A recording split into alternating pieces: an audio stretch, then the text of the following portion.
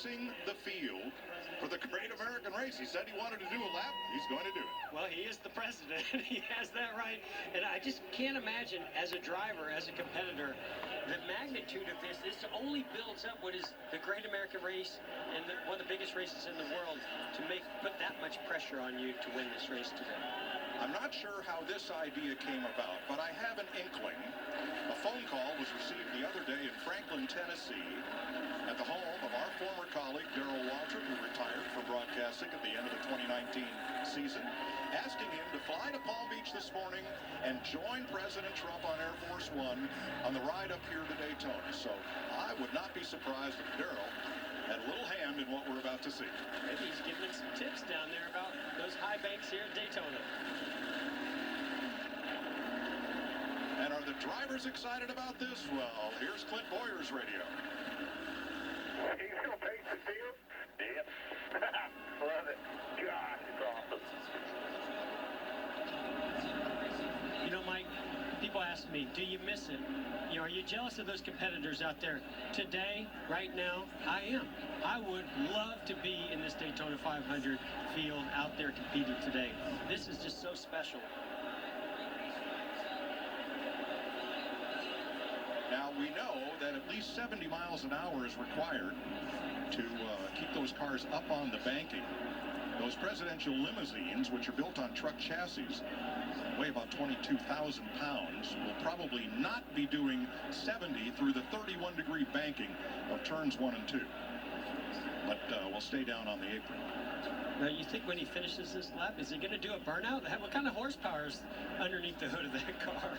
Well, Jeff, our Fox graphic department came up with a comparison between the NASCAR Cup cars and what Secret Service calls the Beast, the presidential limousine, built by Cadillac on a truck chassis. With Cadillac sheet metal, it's 2 feet longer than the Cup car. And it's a little heavier at 22,000 pounds. Horsepower and top speed is sufficient, but unknown.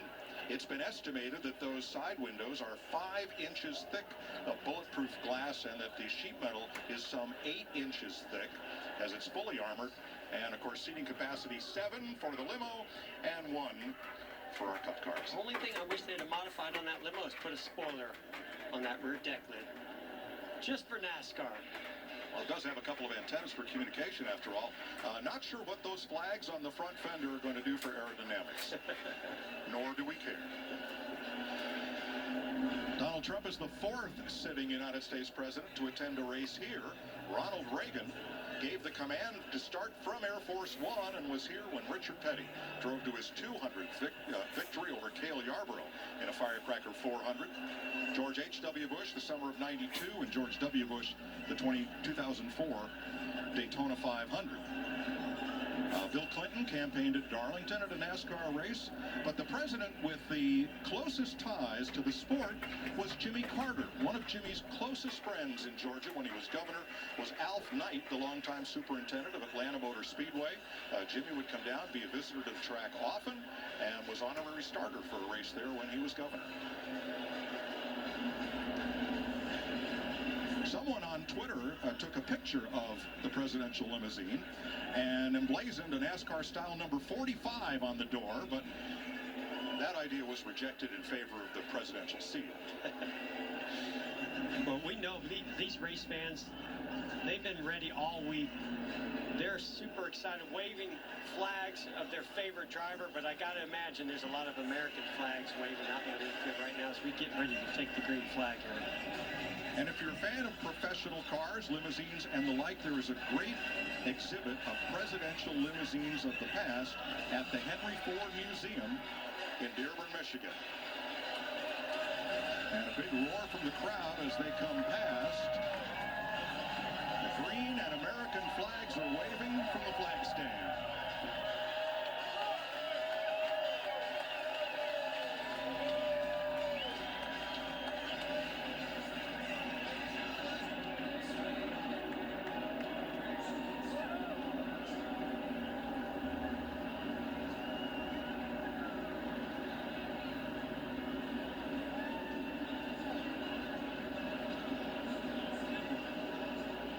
That's a sight for the ages right there.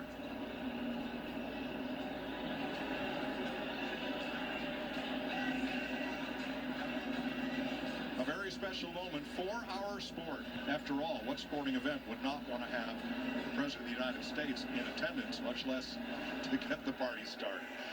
Welcome to Daytona. We're ready. We've been ready for 10 days for the biggest and first race of the 2020 NASCAR Cup season, the 62nd Daytona 500.